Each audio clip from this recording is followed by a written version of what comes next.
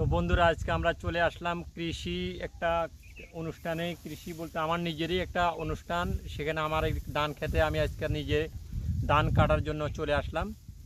তো আপনাদেরকে আজকে ধানের যে ফলন সেটা দেখাইতেছি।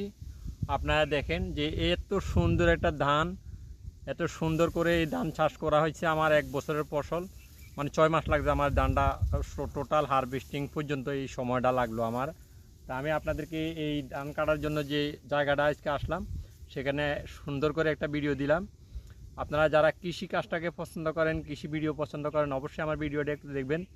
দেখার পরে আপনারা যদি পছন্দ হয় লাইক, কমেন্ট, শেয়ার যা যা প্রয়োজন তাই করবেন। কারণ আমরা পরিশ্রম করে যেহেতু একটা ফসল করছি, সেহেতু আল্লাহ পাক আমাদেরকে এই ফসলটা দিয়েছে। এখন আমরা হারভেস্টিং সময় হয়ে গেছে, আজকে থেকে আমরা কাটা শুরু করব। সেই জন্য সবার দোয়া চাই। আল্লাহ হাফেজ। এই বলে আজকের মতো এখানেই শেষ করলাম। ধন্যবাদ সবাইকে। আল্লাহ হাফেজ।